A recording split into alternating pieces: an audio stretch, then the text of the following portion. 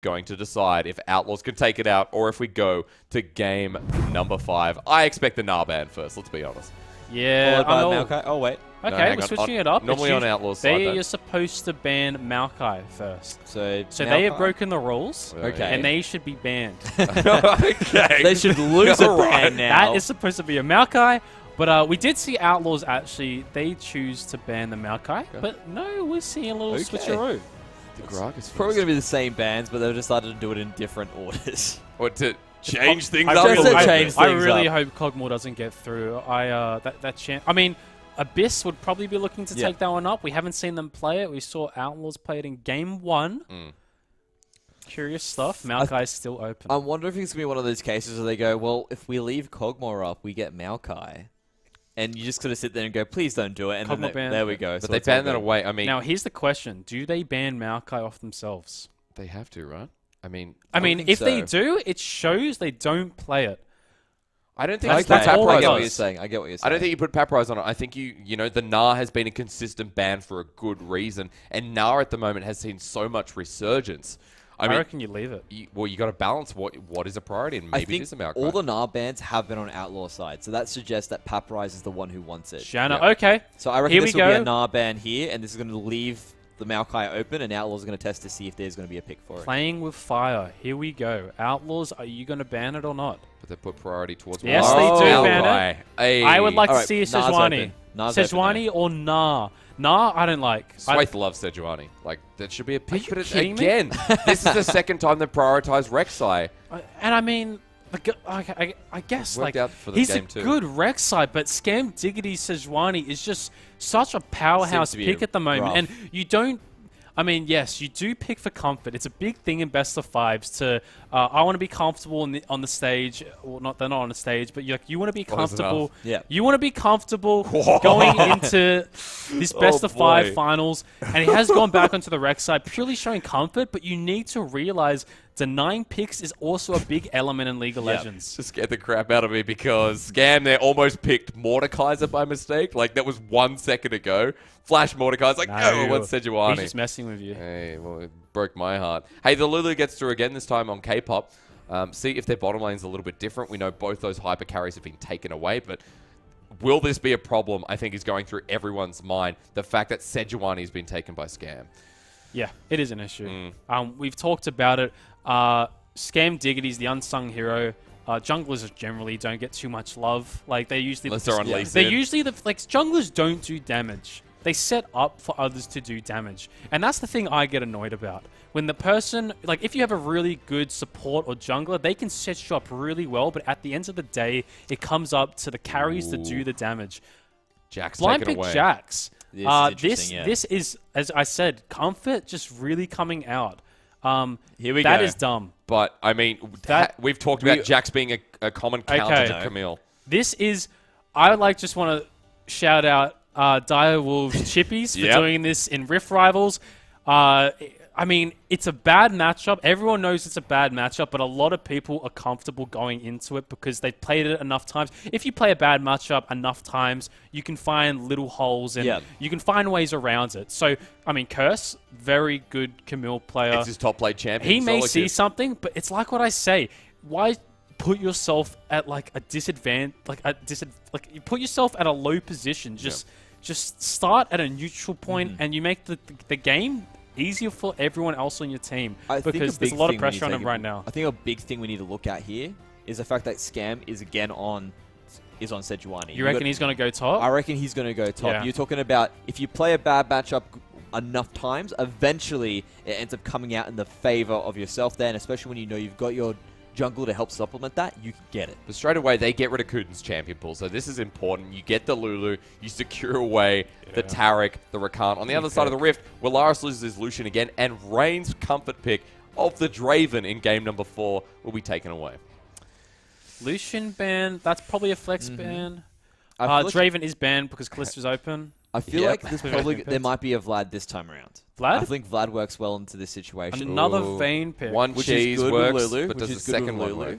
I think it might be a follow-up with Vlad at the very end there. It all comes down to what Frey decides he wants to pick up. I would like to see Frey play Oh, I was about to say Orianna, but it's banned. Yeah, go on. I like this. I like the go. Thresh pick coming out of Kuden. It's great all in with Kalista. We talk about Alistar. We talk about Rakan, Kalista.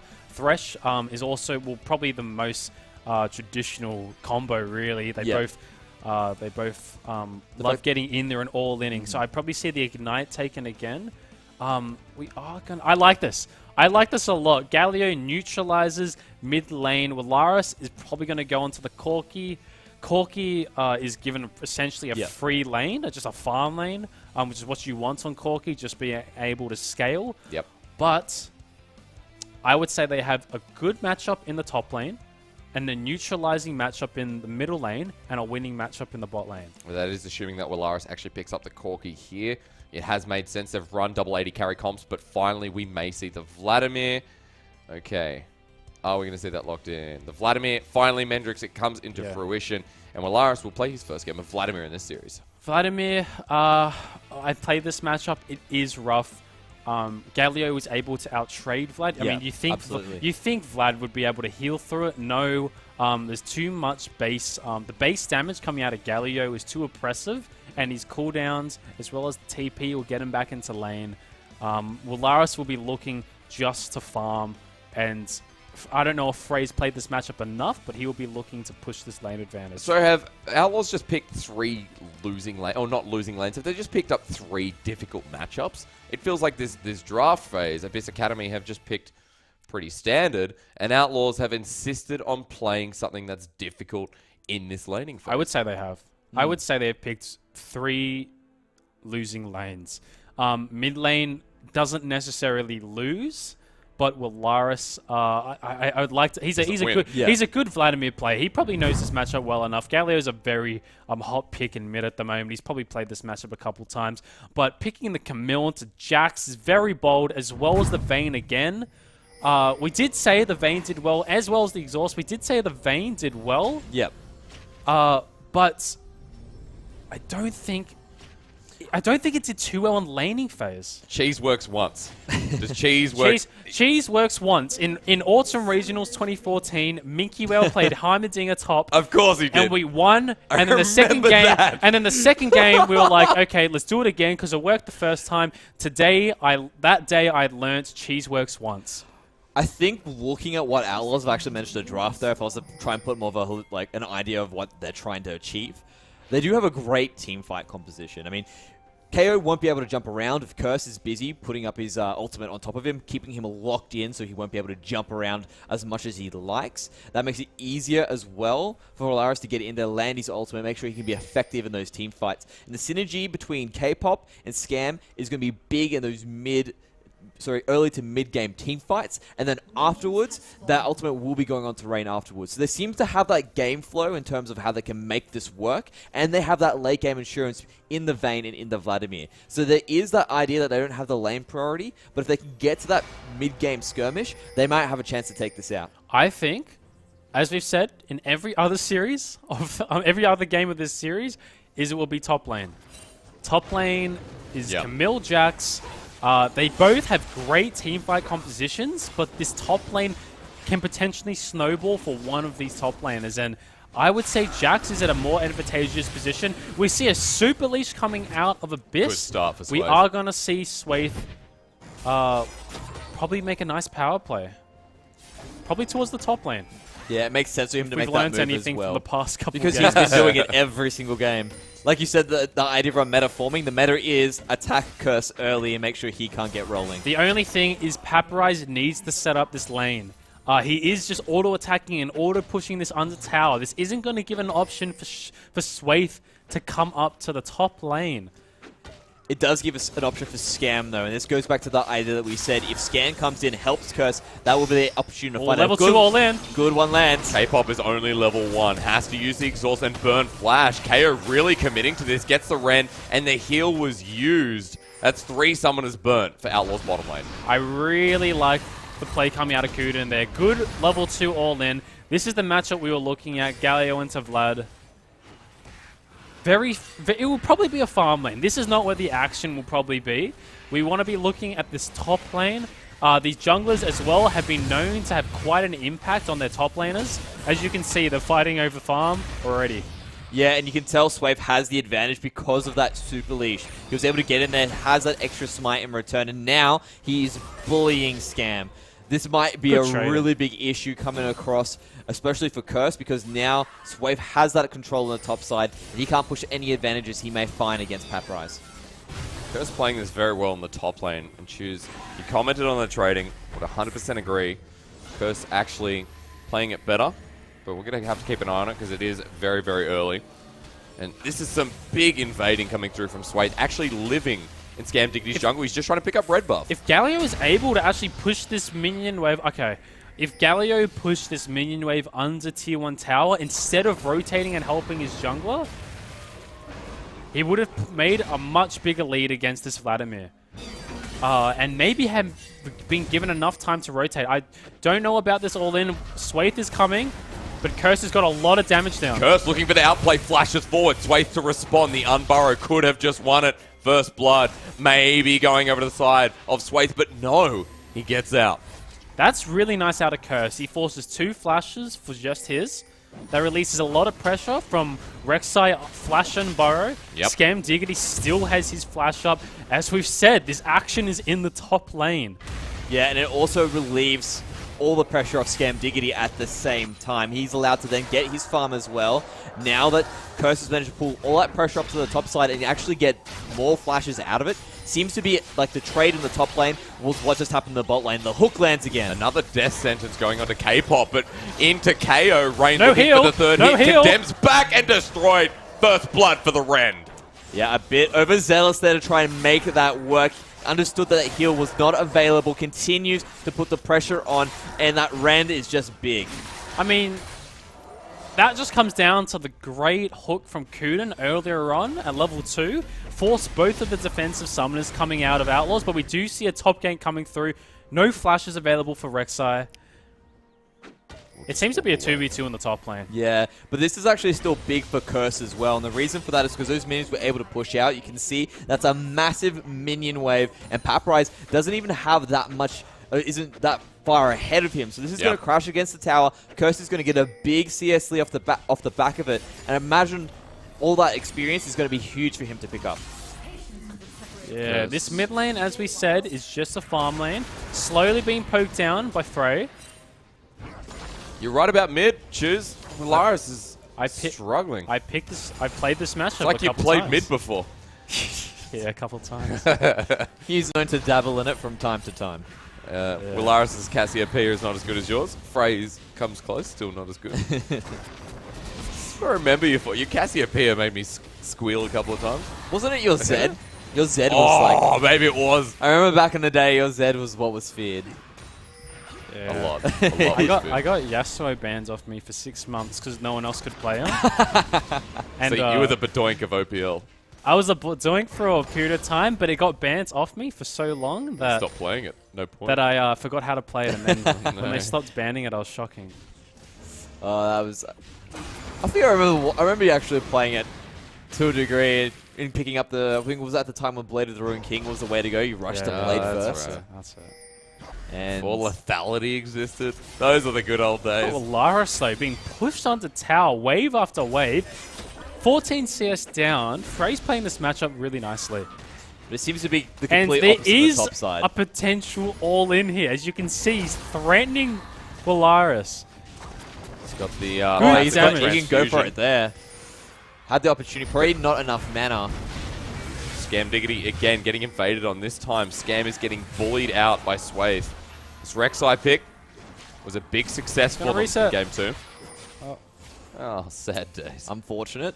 That is actually fantastic for Scam. Wanted that to be, well, that is the best situation or best outcome for him. And the reason for that is because all the pressure in the bot lane is there for Abyss Academy. You can see the supporters coming in. Swathe has been unrelentless in his ganks. I don't think they're going to find anything. Just uses Hemo Plague to get health back. That's purely all he's trying to do.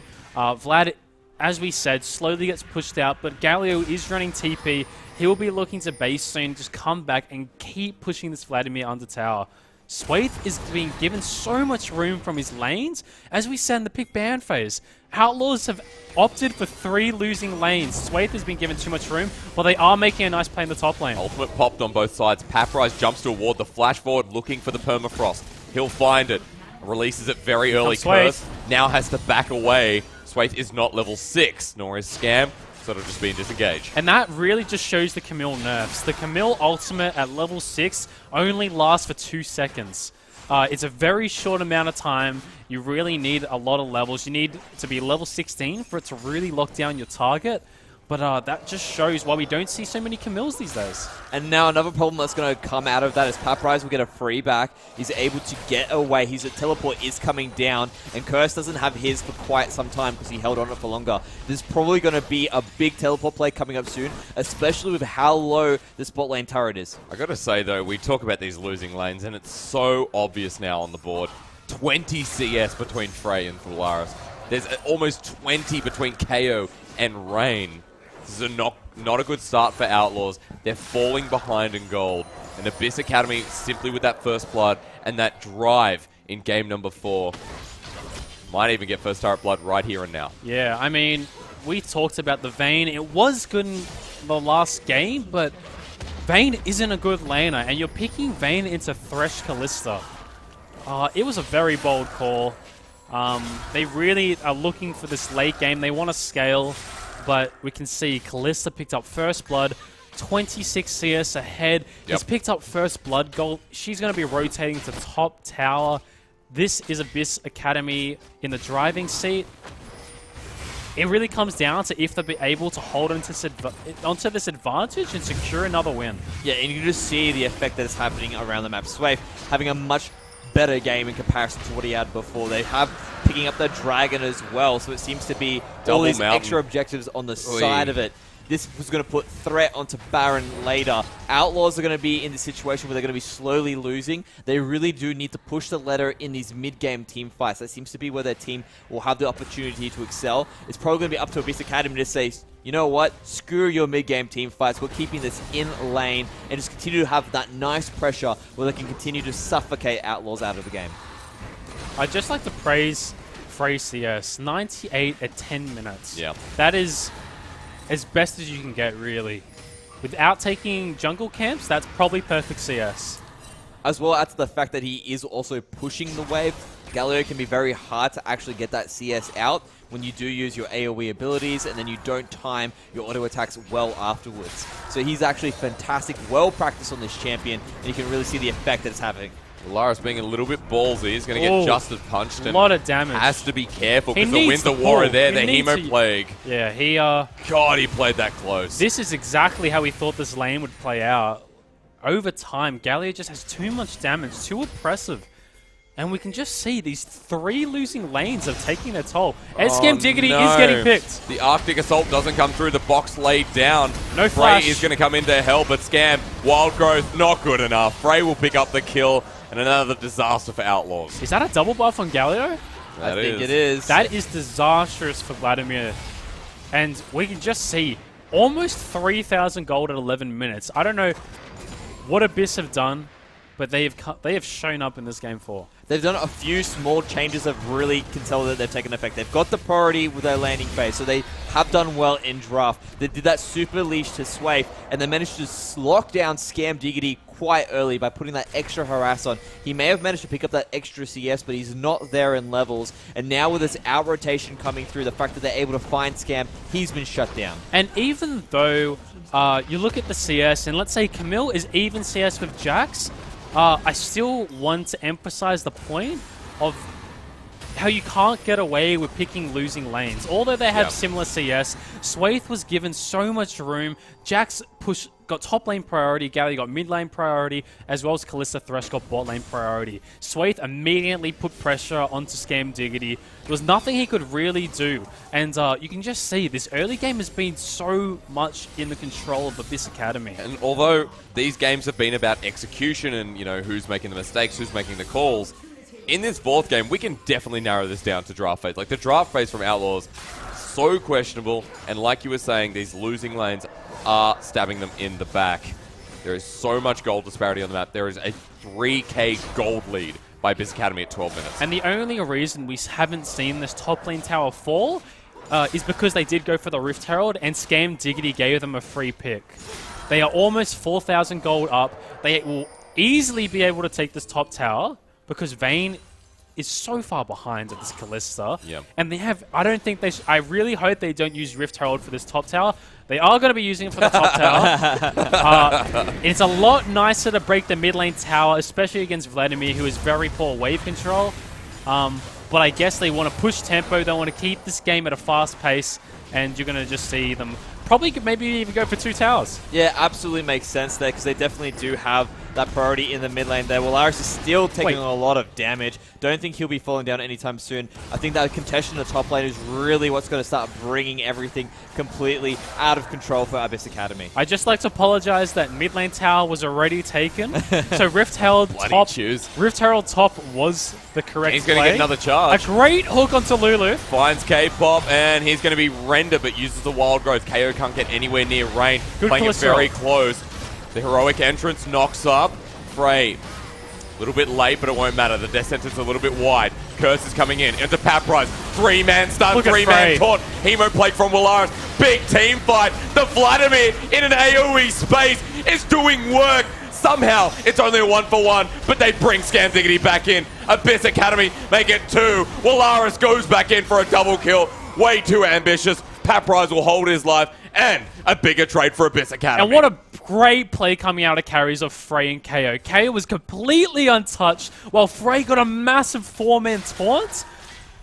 And just set up for so many spears and so many targets. They come out with a 3-for-1 advantage. You could really see it though. Outlaws had the right makings of that team fight in place. They were able to trade something back, which is good. But the lead for Abyss Academy is just too much for them to overcome. And now they're going in for this big play again. And I just want you to watch Frey here. You can see they have a strange engage coming out here, but you see Frey with a massive Galileo ult. Knocks up just Sejuani, but he's in a great position. Jax comes in here with a TP, starts with the counter-strike, finds a little bit of time. Big flash taunt coming out of Frey, but just watch Kalista having such a field day in the backline. Is able to run forward. Vladimir does a very good job of getting a lot of his damage out. Good hooks coming out of Kuden this entire game, but Frey and Kalista just completely untouched, and Jax barely lives. Good team fight coming out of Abyss. And a big factor that played in that team fight as well was the fact that K-Pop got hooked early. He had to use his ultimate. Imagine what could have been done if that ultimate was going onto Scam Diggity in the middle of the team fight. That might actually been able to buy a lot of time for them. Yes, even onto Willaris as well, as he did get into the middle of that mix. It could have been very different if some small changes were in place. But I just got to say, we're 6k gold up on Abyss Academy, and we are looking like this early game could put a nail into Outlaws. Game 5 is getting closer and closer. Abyss Academy are going to pick up a second Mountain Drake. I mean, look at the items across the board. You see Locket, Spirit Visage already completed. Vayne still hasn't been able to pick up the Blade of the Rune King. Double Mountain on Abyss Academy. It seems the stars are just aligning for this team. They're going to be looking for the Baron in the next 4 minutes. They've taken so many towers. They should just be looking to secure jungle camps, put Scam Diggity behind, and really set up for this Baron when it comes around to 20 minutes. And then another big problem with this Outlaws draft is they have no wave clear. Typically, it's a good insurance to actually have that in place, because if they were able to go for it, look, we're behind, we need to actually tank up, we need to turtle up, we need to make this later. Willaris is getting engaged upon. He's going to be okay, but the thing is, you can see how risky it is. Willaris is the only person who could effectively wave clear in the Outlaws lineup, and he needs to get into the middle of that fight to actually make it work. And that's huge. They forced the Hemoplague out. That has a very long cooldown. He has 20% CDR, so it is helping him. It will be ticking over, but that stops a lot of the damage that Vladimir is really able to put out. They are probably going to get bot lane tier 2 tower, but Scam Diggity is not having any of it and is looking to engage. He's forced the ultimate, but Swathe already went out with his tunnel system. Ultimate going to come through, and Frey, the heroic entrance is exactly that. Fate's call, a little bit late and questionable from Abyss Academy's bot lane. I love this bot lane from Abyss. Kalista Thresh, they're playing it beautifully. Kuden is doing such a good job of landing these hooks, as well as baiting a lot of abilities. He knows that KO has the ultimate ready for him when he does get collapsed on, but he's just been able to be pushing up so far forward to fish for these hooks. And if he does get a hook on Vayne, this will secure them another tower, probably. Yeah, Kuden absolutely has been one of those players that has been shining this game. He's been letting the hooks early, getting that big lead for everyone else. He's not afraid to go in. He's taking a big thing. He lands another hook. Found it, and Scam is locked up against the wall, but found the counter-engage. Swathe pops the ultimate. Sorry, no, actually unburrows. As he burns the flash, Outlaws still keen on poking them back. Very scary there. Scam Diggity did have the ultimate. That was the go sign for Rain to pop his ultimate on Vayne and all in, and that may have been disastrous. But thank God that Sejuani ult is on cooldown, isn't able to CC KO in place, and it looks like they're just going to reset. Baron is in 1 minute and 20 seconds. That is going to be where they're going to be heading, I would presume. Yeah, I reckon now they're going to move Paprise down there. You can see he's going for the back or trying to get a safe back out. Curse being a little annoying, keeping him there. Once he's able to put the pressure down there, we know he has a disadvantage over Curse now. It means if they can't get the Baron, because there is a reasonable response from Outlaws, at least the pressure's still in the bot lane, and they can probably get a tower off the back of it, because it is definitely getting low. This Camille in the top lane, however, hasn't really been destroyed. Loses a kill, is a bit behind in CS. I think Paprise was expected to do monstrosity of work in this top lane. I think Curse has done a good job. Oh, good hook. I feel like I said that maybe a little bit too early. Curse actually going to be stopped by the box and the flay. Okay, Kuden has gotten a lot better than when I used to play. This is what we said at the start of the split. We're like, Kuden's actually really good. I don't know what's happened. I lived in a house with this guy, but this guy is looking on fire on the Thresh. I just want to go back to the point on Camille, that Camille has done a great job during this laning phase. I did think that she'd fall behind quite hard, but Jax hasn't really pushed his advantage too much. Knows that he doesn't necessarily need to be the win condition, but Frey's getting collapsed on. These are 3 magic users. They're not doing any damage to him. Absolutely nothing onto Frey. K-Pop almost cost his life. Swathe, now he's a turn of attention, forcing another team fight. Abyss Academy are not in the best position. Here comes Jax. Or maybe they are. The damage on the side. KO is rending left, right, and center. Curse will go down. Scam has backed away already, and Rain is doing nothing. First death sentence to miss. Frey ready to flash in with a taunt, but Scam has re-engaged. A very lengthy team fight, one which Abyss Academy cannot afford to play. Death sentence misses, and Rain on the Vayne is looking for every third shot. Will not find it, so it's a 1-for-1. That was a really nice play coming out of Rolaris and Rain. Played around the ranges of the abilities from Abyss Academy really nicely. Counter-Strike wasn't able to hit, and KO was constantly pushed out whenever he wanted to get some damage out. That was really nicely played despite being 6,000 gold behind. I really want to look at Rain there. That man was zipping in and out of every possible stun you could see, and the damage he was putting out was there. Almost killing Kuden as well to the very end. He seems to be on point. That is the skirmish we're talking about. They wanted to have this earlier into the game, but Abyss Academy have done a great job of shutting it down and making sure it doesn't get there. If Outlaws can hold out, Rain will be a problem. Volaris will be a problem. They haven't a chance to get back into it. But on the other side, Kalista has just picked up the Runon's Hurricane. This is the strongest point Kalista can be. 2-item power spike. This next team fight is around Baron, and it may happen right now. Kuden forcing the flash out of K-Pop. Good job with his death sentences. Baron is live, and Abyss Academy want to force protection around it. That's a bit rough as well. Swathe is still trying to keep on that pressure. Basically even taking away one of the small chickens, which is a bit frustrating. Going for a move on the red buff. Volaris is going deep again. They found Frey. Yeah, but Curse has used the ultimate. Frey still taking no damage until Curse pops in. Hemo Plague, Justice Punch ignored. Frey uses everything to stay alive. It's not enough. Swathe is there. Scam not tanky yet, but Rain condemns backwards. The ultimate used. Wild Growth is perfect, and Scam will live with 2 kills. That was a really nice engage from Curse. Noticing that Galio doesn't have any armor, puts a lot of true damage out. They are able to make 2 picks. That's what you want to do when you're behind. You have to look at the wards Outlaws put down before. They knew the backs were in there. They instantly pulled the trigger. Frace was alive for quite some time, but he had no reinforcements. Paprise is in. Ooh. Oh, Curse has to go down here, you'd think, but the rest of Outlaws to back away. That is just going to be the flash, and Paprise walks out. That is a great consolation prize for him to pick up. You consider everything that was happening there, for him to pick up a free flash is actually quite good. And then making a move on Baron I like this. Double Mountain, Kalista. This is Baron. And guess what? Scam Diggity, his back is cancelled. He has to rotate over, but I don't even think they know this is going on.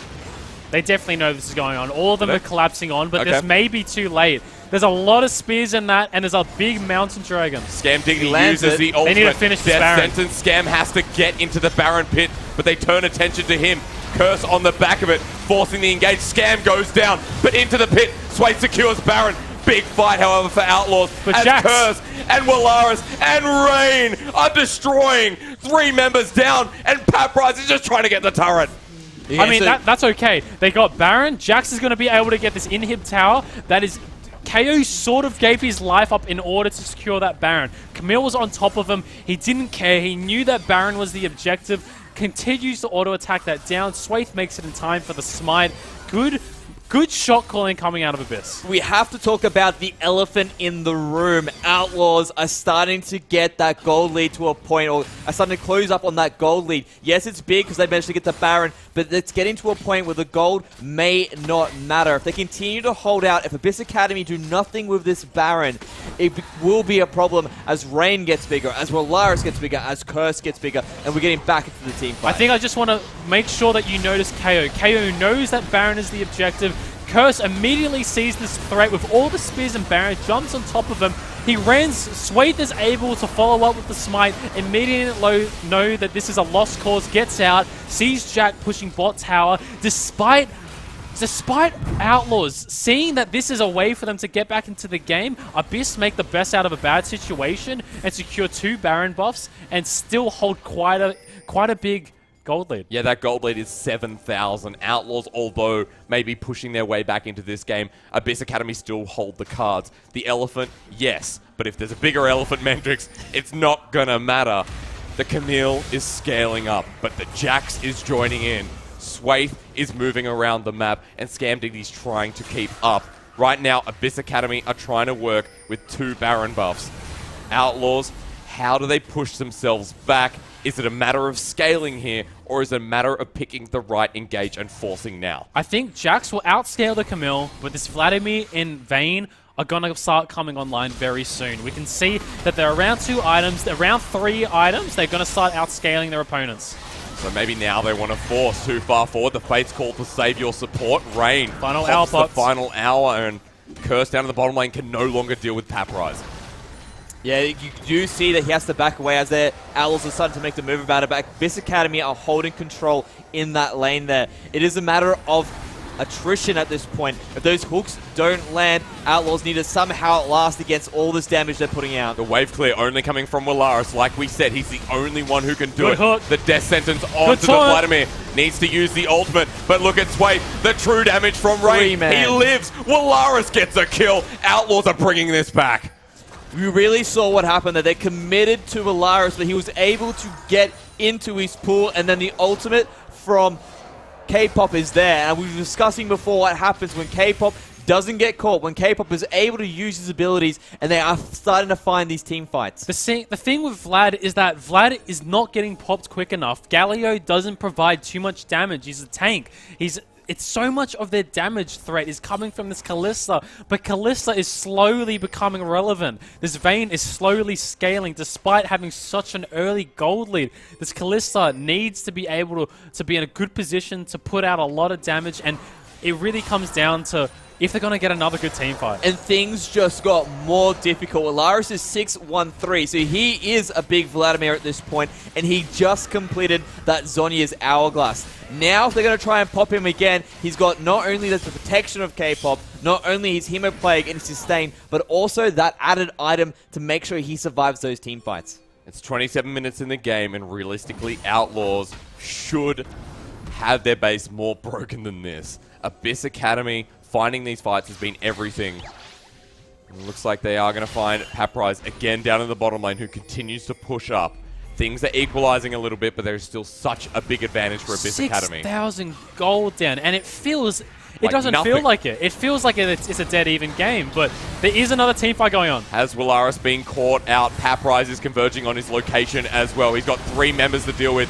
Uses the Hemoplague, has to either Zhonya's or use the Sanguine Bull. The rest of Outlaws are here to help. Willaris is full health again, and he shreds another for the 7th kill. Frey gets a knock-up, but KO has to run. Frey is a dead cause, and Outlaws are turning this game around. Chasing up. Curse is not done yet. He finds Kuden. He finds KO. Tries the slow. Outlaws will be happy with 2. And who cares if there's a big elephant when the pink elephant is cooler? These guys are going crazy at the moment, and they're finding the team fights they need. They're still continuing this push now. This is horrible for Abyss. Outlaws are just showcasing stronger team synergy and stronger team team fighting. There was a split team fight in the last around the Dragon Pit, and they're able to come out on top, splitting Jax and Galio away from everyone else. This gold lead is slowly coming closer. It comes back to Willaris as well. You had to look at what happened there. There was a big focus from Abyss to actually get onto him. He manages to kite them back, manages to survive for a long time, uses the Hemoplague effectively, doesn't even need to use his Zhonya's in the end, and that was basically an easy cleanup for Outlaws afterwards. And a Mountain Drake goes over to Outlaws. KO finishes off that turret. There's a trading of objectives, but Outlaws have closed that gold gap to a measly 5,000. When you look at how big it was before, it is getting less and less intimidating. Can I just say, the Dragons in this game have been incredibly ridiculous. 3 mountains. There's another Infernal next. This Elder Drake, if we get to that point, is going to be so crucial for both of these teams. It definitely will. I mean, so far, the team fighting just coming out of Outlaws looks too difficult to deal with. Abyss Academy relies so much on KO to be their damage threat, but the Vladimir, as we've been mentioning, as well as the Camille, have been so good at zoning him that he's not able to get the damage out, and we've already seen Rain on the Vayne is doing so much work to this front line. This Galio is melting. This Galio is melting so quick. Yeah, you just saw it happen as well beforehand, because they did try to actually have that protection in place, but what the point is damage reduction when true damage is just too strong from Rain. He really is shredding everyone away, and this is going to be a big team fight coming up soon. K-Pop may have been caught out. 2 hits do not connect. Baron is up in 10 seconds. Both teams trying to converge and get vision around. Okay, the big thing that Abyss Academy have here is that teleport advantage. So Paprise will continue to keep that pressure up. It's going to be difficult for Curse to deal with it. If they do go for an engage, Paprise will be able to join. Curse needs to find a way to stop it. They're going in now. The death sentence misses. We talk about waiting for that teleport. The Condemn against the wall. Swaith almost goes down. Willaris, very heavy, uses the Zhonya's and is going to heal with the ultimate. Paprise has just solo killed Curse. This could be great. Swaith is so very, very low. Trying to take him out. Scamdini gets him. But Rain, what was he doing over there? Kuden committing to the fight. This Jax is on the bot lane getting inhibitor while this team fight is still going on. But Willaris is trying to clean it up quick smarts. KO is still alive. The Vladimir has one opportunity here. We've got to take him down. Polymorph through. Outlaws, a long team fight. Meanwhile, Paprise could try and end the game. They're still going. Kuden, flay them away. Play as much time as you can. Outlaws do want to stop this fight or win it soon, because Paprise is on the Nexus turrets. Game number 4 hangs in the balance. He takes one, but he's not going to go for the other. Yeah, Curse is coming up soon. Rain will be there as well. And you really have to look at that. Outlaws seem to have ADCs or members playing ADCs who like to flash over walls into enemy members. Yep. That's the second time we've seen that happen, and this time it was on a different player. But Willaris, you can tell how much of a monster he is now, because that extended team fight, even though it felt like Abyss Academy could take it, does begin to take its toll. And that means that they're still in this game. Willaris is not letting his team fall out of this game. Despite Jax getting a really nice 1v1 kill onto Curse, he ensures that his team gets a couple good kills at the end of this team fight, but they are looking at getting the Baron. Another classic Outlaws playlet's 4th Baron. It's coming into fruition again. Swaith is trying to steal, but Paprise is the pressure down in the bottom lane. Yeah, and they've actually wasted the teleport on Paprise. He used it to get into lane, and he was like, wait, I need minions to keep on pushing. I don't know what happened. I saw that as well. He was running up. He may have thought that the Nexus was open, but he had no minions. There's one tower left open. They now have to deal with a Baron for 3 minutes and 30 seconds. We've seen with Laris on this Vladimir and how proficient he is at this champion. He doesn't have flash up, but KO is itemizing for the more Malmortius. He doesn't want this Vladimir to be as much of a threat. Kuden is looking for the engage. To pick out Scam Diggity here would mean the neglection of the next dragon, potentially Scam being caught up, and I think all the Ren stacks here are going to force a flash at the very least. Scam just going to go in and heal up. Meanwhile, the top turret goes down, and this Baron buff continues to do work. This is really nice. They're burning the Baron buff. It's about two minutes left.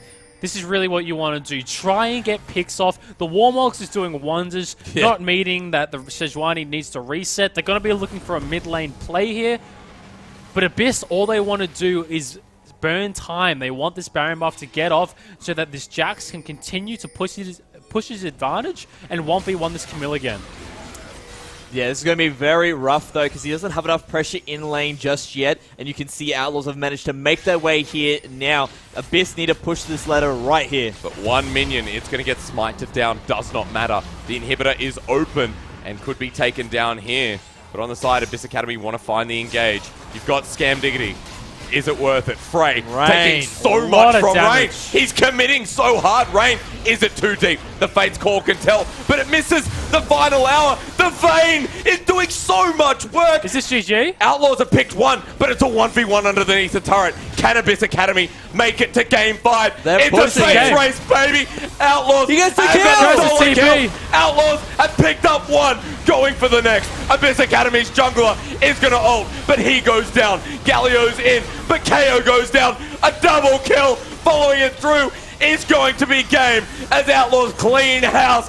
They will be your first seed in the OPL promotion tournament. They will be versing the bottom team from the OPL, and they will take the best of 5 series 3-1. We talked about the elephant in the room, and man, did it decide to destroy it at the very end. God damn. It just got too big, bursted out, turned pink. Incredible from the Outlaws to actually hold on for so long. Yeah, I mean, they were 7,000 gold down, and we were saying that this game was over. Great early game performance. What a strange draft. They lost all 3 lanes. It's really hard to say. It's hard to say because I was casting the game. I wasn't analyzing the game, but I think it was just really good team fighting, like good just team synergy. 100%. Coming out of like a really I guess the best team in OCS Outlaws, but that's something that I think OPL bottom TM and Regicide need to be looking out for because these guys look really good. Absolutely agree with you there. I think if I was to put it down to anything, it'd be those mid-game team fights, those skirmishes, ended up coming out for the Outlaws. And it wasn't because they were actually trying to sort of go in and force these fights. They were taking intelligent trades. And we saw the effect of it start when they saw Frey, jumped on top of him, were able to take a good team fight there, and that was the team fight we wanted to see. We saw them actually hold on. We saw Rain do tons of damage in the end, and then they do it again and again afterwards, and they managed to hold on. And something I just want to touch on is we did say that Laris did cost them a game with his poor flashes on the Lucian. Vladimir gives them a bit more room, a bit more flexibility to screw up a bit. He has the pull and the Zhonya's available. He was messing around with them a couple times. He showed up very big, and I would say he carried them that game. I think Laris had a fantastic series. We got to look at Scam Diggity, the unsung hero, as you called it. Scam Diggity played a fantastic series. These guys coming through, even Curse on the Camille, played a losing lane. In the end of the day, held out only just. That solo kill could have cost them the game, could have gone either way. I want to talk about Rain. I want to talk about his Vayne pick 2 games in a row. It is tank meta. Vayne busts tanks. No? Vayne doesn't work. Vayne doesn't work. Just because you get to 3 items on Vayne doesn't mean Vayne is good. And I mean, he's a great Vayne player, but you just gave up so much in the early game. A good OPL team will punish that. Yep. If you're 7,000 gold behind, and I don't want to I don't want to say. No, you need to. These guys are going up against OPL. I don't want to say Abyss. I don't want to say Abyss should have won that game because there was great team play, great just macro shot calling, especially when you're behind and from Outlaws. But you won't be able to get away with that going against OPL teams. 100%. If you get punished in lane, just like Vayne does in that game, she got first blooded. You will be punished, and that you will lose a game off it. So although he's a great Vayne player, I don't think Vayne is very good in this current meta. True. And the reason for it is because of how, like, your margin for error is 0. You saw immediately, oh, I think I can take this trade here. Oh, no, I can't, gets first blooded off the back of it. Yeah. And from there, it's not a matter of error anymore. It's a matter of you're behind, and Vayne's very easily to exploit. And it goes back to OPL teams saying, yep, we're going to be able to actually throw all the effort that we need down there. You would have had the jungler basically living in that lane. Yep. We've seen Spooks do it before against Tilting when he started to pick up the sonar. It's very, Johnny of OCS. It's very rough when you do go for these off-meta picks. And an OPL team will go, sweet, we are going to punish it over and over But that's really important because these guys now, as first seed, will be versing an OPL team, will be versing a team that has spent months in a gaming house, that has gone to their LAN, that has gone and versed teams in the flesh, taken best of threes, and thrown them out the window, and also said, that's fine, we're used to it. Now, these guys have to go up against some of the best teams in OCE. Outlaws do get first seed, so they get the better run potentially.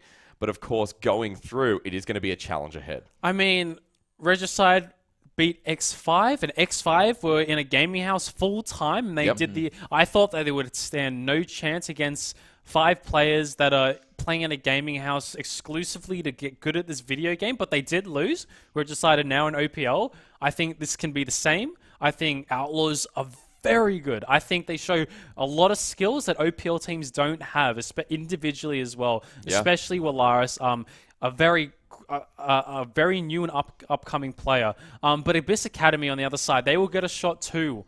They are also looking very good. If they can clean up their execution, they also look like a top contender. And you have to also look at perhaps some of the weaknesses coming through and then some of the strengths that you can really draw from. I mean, Abyss, typically you said that execution seems to be something that's just not right there yet, but they are up to date with the meta. They are happy to play champions that work well. They have the ability to make that macro play. And you look at Outlaws, again, that execution's not there, but also they are very akin to those off-meta picks, and that's something that might hurt them going to this competition. So I would like to see them sort of shore up those weaknesses. If they are going to go for the cheese, keep it to one game, as Choo-Choo likes to say. And from there, actually become a bit more effective in the OPL. But Vayne isn't cheese. She's just bad. Like, I don't know why Vayne, but I mean... a lot of words, jeez. Yeah.